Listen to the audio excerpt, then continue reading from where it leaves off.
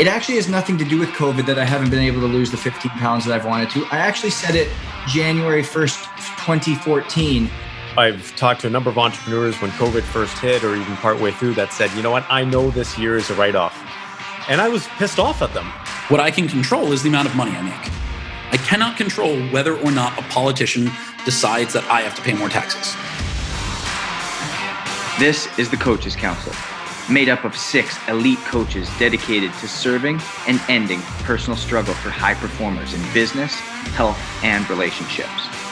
As a collective, we have built and helped build 6, 7, and 8-figure businesses, dominate in multiple industries, coached and played in professional sports leagues, and developed some of the strongest and most intimate relationships, both professional and personal. This isn't your average podcast. It's for the hungry, the dedicated, the doers, for those that have a dream and truly want that dream to become reality. People who want to take action, leave their ego at the door, and own every level of their life. If that's you, then step into the Coaches Council as we rewrite the truths to living that high-performance life. Welcome back to another week of the Coaches Council. Happy December, everybody. We're embarking on Christmas. Hard to say Christmas. I can't believe it. And Mr. Romanello, I'm sure it doesn't look anything like Christmas out there in California. I mean, it's still sunny. But yeah, it's weird. As a New Yorker, as an East Coaster, it is odd for it to be this warm around the holidays. It is strange, and I do not approve. But it is. I don't know. I feel like Christmas should be cold. You should wear sweaters. I agree, man. There should be snow. And that takes us to Mr. Sangha, who's living the complete opposite life up in Toronto, where it probably looks very much like Christmas. Well, not quite yet. We're not getting snow, but we are putting up the Christmas tree this weekend.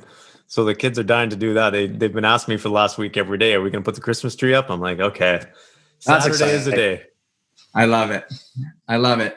So as the festivities slowly become more like Kris Kringle's workshop, we are embarking on, again, some more continued uncertainty. And 2020 didn't turn out the way anybody thought it would. And I keep getting calls with clients and talking with people and going at different parties with people, and it's complain. There's always something to put in. And at what point do we start taking the power back? At what point do we start owning it? At what point do we start saying, hey, you know what? This isn't an everybody else problem. This is a me problem.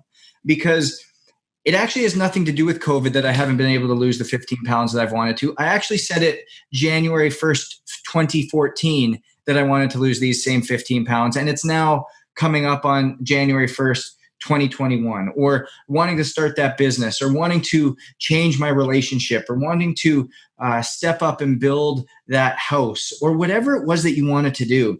And so, guys, as we're coming up here on December, and we all know in sports, it's always better to be on the offense than on the defense. It's always better to be proactive than reactive. And the best way to continue a winning streak is what? To win one game and then keep the momentum going. So let's not wait until January 1st to start implementing some things, but what can we start doing today? And Purdeep, anytime that we're trying to create a new vision, a new mission, what is the number one thing, or what's the first step people have to take in order to start creating that vision or mission of change? Yeah, the first step is being in that state of mind. Because if you're in a state of mind, which a lot of people are in right now, which is a contraction, basically, they've contracted, they're not looking at expanding, whether that's their personal life or their business. And a lot of people are just down and out right now. If you do your planning, if you do your vision setting, if you do your target setting and your goal setting in that state, you're not going to be ideal, and your business is not going to be ideal. So the first thing I would say is be in that state, be in an optimistic state. There's a lot of research that shows that whether it's athletes or in business or people in general, optimism is one of the number one characteristics when it comes to success. So keeping that in mind going into 2021 is going to be essential. I always do, this is the exercise that I do with the entrepreneurs I work with, is we get them into the prime state before they actually start doing the planning, whether that's pumping up the music that they need to be in, but they need to be high energy and they need to be optimistic. Those are the two characteristics that you need to have whenever you're planning your next future, your next stage, your next quarter, whatever that looks like. The one thing I think that people will easily overlook is how we finish this year off. So my word of advice is finish strong. Even if you're behind the game, whether that's your revenue or if that's your health target, your weight loss target, whatever it is, finish strong. It's like that last rep that you do when you're at the gym and you're working out. You want to make sure that it's your best rep so that your body, your mind is conditioned. So next time you come back, you're still in that mode. You're ready to push even harder. I think a lot of people have just let go of they're taking their foot off the gas. I've talked to a number of entrepreneurs when COVID first hit or even partway through that said, you know what, I know this year is a write-off. And I was pissed off at them. And I said, well, how do you know it's a write-off? Because it's a write-off if you choose for it to be a write-off. You've already given yourself that ticket now. But if you choose that it's going to be one of your best years, which some of the entrepreneurs, it was actually a better year. They had record-breaking profits because they've had to change their businesses. They've had to modify their approach. They've found new opportunities. They are doing things differently. It broke them out of their existing pattern that was keeping them at a specific limit. So those entrepreneurs actually got ahead. So I'm going to say right now, if you want to be ahead, be optimistic, because 90% of the population right now is down and out. They're feeling down and out. They're thinking down and out. They're planning down and out. They're planning for a gruesome year next year. Just by having an optimistic outlook, you're going to outcompete your competition.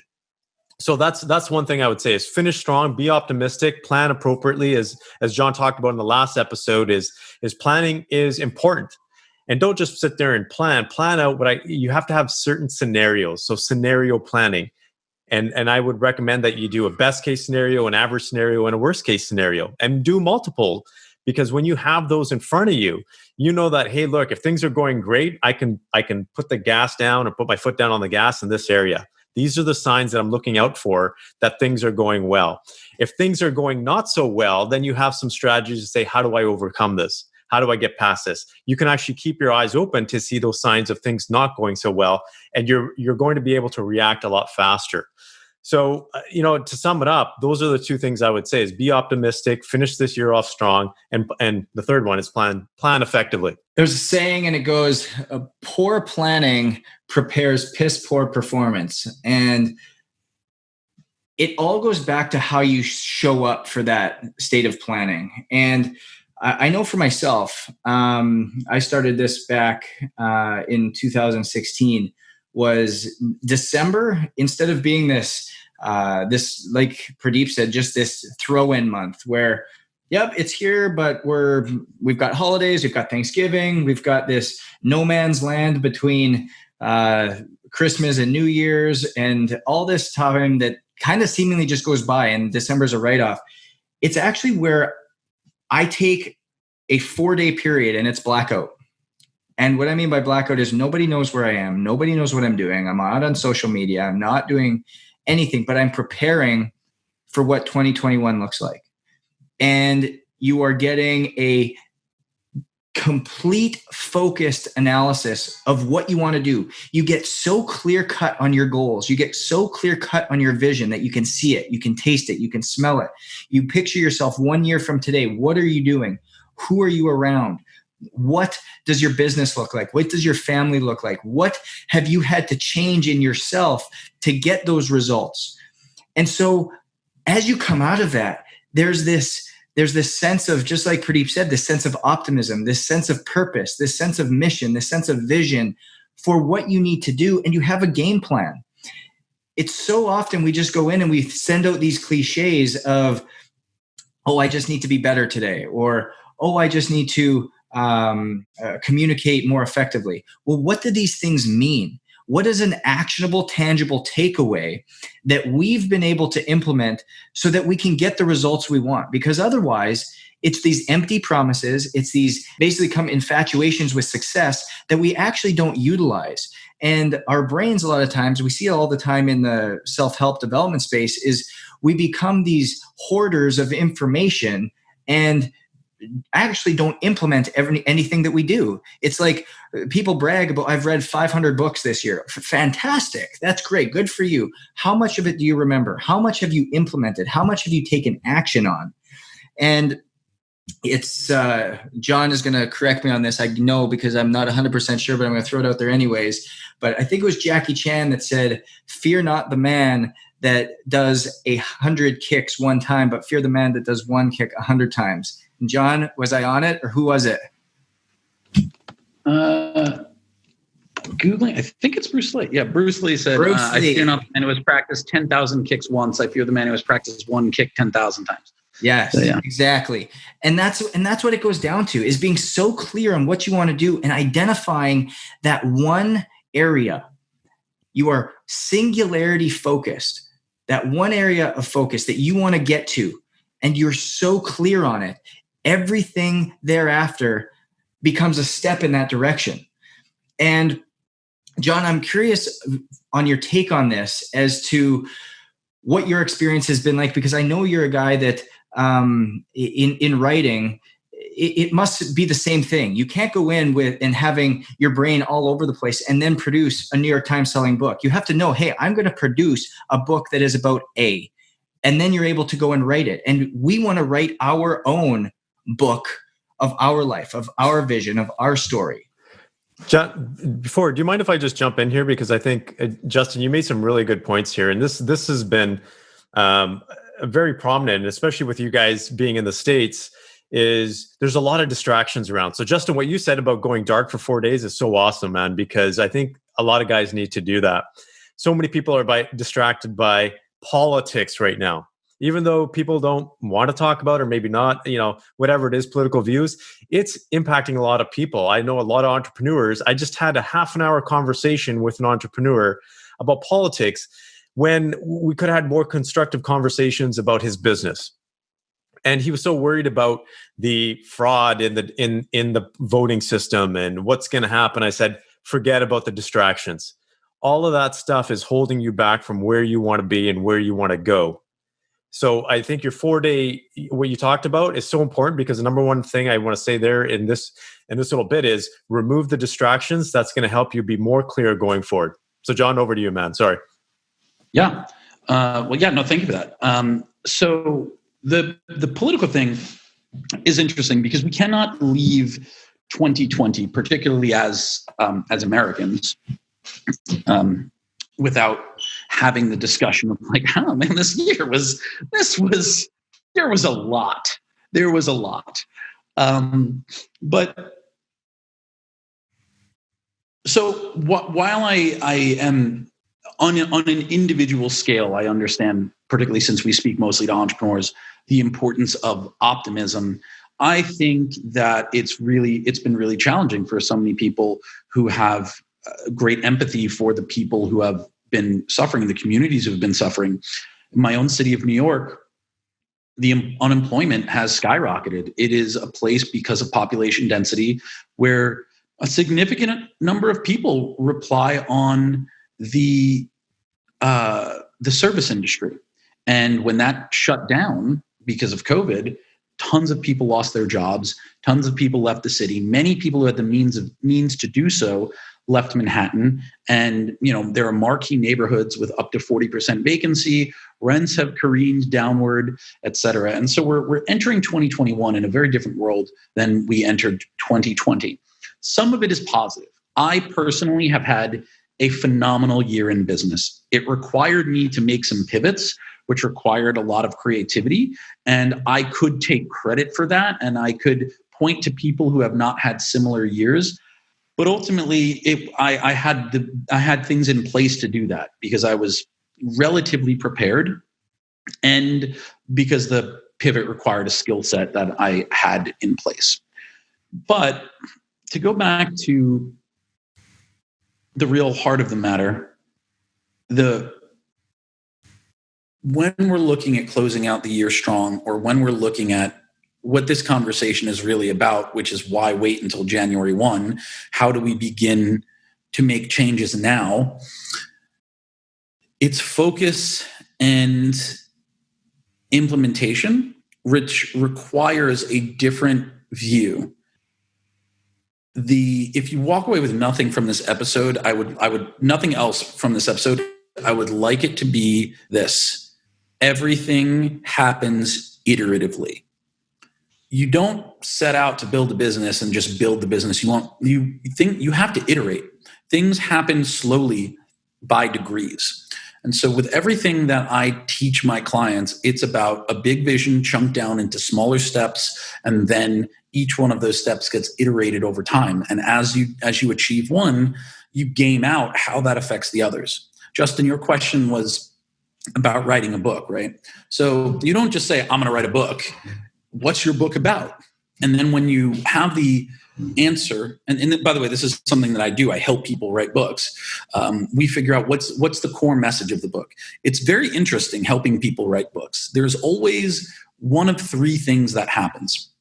When I ask people what their idea for the book is about, they tell me, and 80% of the time, it's one of two things. I either say, that's not a book, it's an article, maybe. Or more likely, I say, that's actually 3 books, what you're talking about. Maybe 20% of the time, somebody's idea is narrow enough that I'm like, oh, that's exactly 1 book. Yes, you should write that, just go with that idea. Usually their ideas are so broad that I'm like, actually, you should write a book, but let's chop that down because it's 3 books. But once you have that central idea of what it is, you have to think, what are the 8 to 10 to 15 core components that constitute that idea that you're trying to teach and how to do it. Now, each of those is a chapter. Now, what 3 things will you outline in the chapter? What story will start off each chapter? And then you just break it down like that. And then writing a book becomes a lot simpler than you thought. When you sit down to say, I'm going to write a book, and even if you know what it's about, there's still, roughly 200 pages between you and being done. But if you break it down into 10 chapters and each chapter is 20 pages, you could do that pretty easily. Each one just becomes a very long article. Or if it's 15 chapters and now each one is 15 pages or thereabouts, and you know that each chapter has to have a particular topic and a story around that topic and a couple of supporting points, now writing a book becomes easier. So chunking things down and iterating is the easiest way to do the thing that we all need to do, which is control what you can control. Purdeep, with regard to your client who is all up in the political mess, there are things which affect us. There are things happening in the political sphere which affect us. Biden winning the election may wind up with the result that as entrepreneurs who earn high incomes, we may have to pay more in taxes. The only thing we can do now is pay those taxes. That's what we have to do. We can be dishonest and try to find a way to squirrel out of paying those. But if I've decided that I'm going to live my life honestly and I'm just going to pay the taxes that I'm supposed to pay, then I do the calculus and I say, well, now with Biden in office, if I don't make any more money, even if nothing else changes for me, maybe I pay $20,000 more in taxes. So what am I going to do with that? What I can control is the amount of money I make. I cannot control whether or not a politician decides that I have to pay more taxes. So you're right. It is a waste of time to have that discussion at this point. What is helpful is, well, how can I generate an additional $26,000 worth of revenue so that, or net profit, so that even after taxes, both originally and the taxes on the new income coming in, I'm where I want to be. That's the only thing I can do. So control what you can control. Make your world as small as possible. Figure out what are the exact steps you could focus on. If you are trying to get in shape, if you'd like to lose 15 pounds, don't set out to lose 15 pounds, set out to lose 5. And when you do that, start a new plan for losing the next 5. And what are the steps that you take every day to do this? And you'd be surprised. What I tell people all the time is little hinges swing big doors. You really would be surprised by, once you break it down to a viable minimum number of steps, those things become less challenging. Obviously, they become more complex the more advanced you become, the higher you go. It becomes a lot harder to make more money down the road in some respects, or it's harder to get from 8% body fat to 6 than it is to get from 18 to 16, but it's all doable, and it's just a matter of execution. Hey, Coaches Council listeners. Coaches Council is partnered with Can-I Brands, a trusted sport, fitness, and wellness CBD company. And to be honest, I've been using Can-I Sleep all natural CBD oil for probably the last 2.5 years. And the spray specifically has been able to help me get a good night's sleep and truly affect the way I show up every single day to optimize my performance. And that's just not my own personal take on it, because I track my sleep every day with the Whoop Band and have been able to see the trends that have happened. My deep REM sleep has improved, my slow wave sleep has improved, my overall recovery has improved, my HRV is on the upward trend, all the things that we are looking for as entrepreneurs and executives to optimize our performance day in, day out. So their products are trusted by professional athletes and coaches just like us on the council alike. So be sure to check out their website at canibrands.com. That's canibrands.com, and use the code COACHES20 for 20% off all products just like Can-I Sleep and other CBD solutions to help with pain, inflammation, energy, mental focus, and anxiety. Now back to the show. And it goes back to, John, what I was talking about when we go dark. And Purdeep's right. It's blanking out all the distractions, because there's so many distractions around us that can pull us off course so that we lose out on that singularity of focus of what we're actually trying to accomplish and what 2021 could be for us. And so we are not left here on this date of December 4th, 2021 saying, oh my goodness, I remember when I was listening to this podcast a year ago and I had this mission and vision that I've yet to accomplish because I let the distractions come in the way. And so, like you said, with this iterative state, typically the process in which we do is we become so narrowly focused. We know on what that goal is. Then what we have to do is we have to declare it. We have to make a date. We have to put a date on it. We have to declare on this day, I am going to be done here. Tell people about it. Talk about it. And it's not bragging. It's not saying, oh yeah, this is what he's doing. Why? It's because those people are going to help hold us accountable, but they may also help us because why? If we are hanging out with the right people, if our network is surrounded with the right people, they're going to want to see people succeed as well. And they're going to help get you to where you want to be. So declare it, set a date, tell people about it. And then something else I always come out of this dark period with is, how am I going to resource up?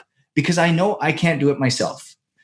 How am I going to resource up? Who do I need to hire? Who do I need to invest in? Who do I need to surround myself with? How am I going to level up? Because who you are today, how you are today is not going to get you where you want to be.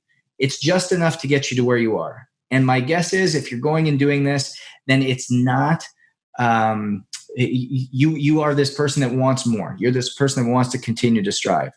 And lastly, it's about owning it and truly living with faith over fear and taking massive action.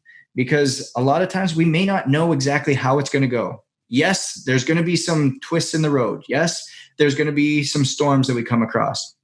As they say in Game of Thrones, as Mr. Romanella has thrown out, winter will come again, and winter is coming. And so it will come and it will go, and it will come and it will go. But guess what? If we take faithful action, if we lean into the discomfort and we do today what our future self will thank us for, that is enough so that we stick to the plan. And all of a sudden, that goal that you had set out for 2021 gets accomplished. And just like Rome said, because it's an iterative step, you're going to have to go and maybe you have to do another dark room in March or April or May to figure out what that next step is. So to be able to gain that momentum going into 2021, give yourself a mission, give yourself a vision. You don't have to go dark for 4 days, but that's a way in which I've done something that's really worked to create that clarity and create that avenue for where you're wanting to go.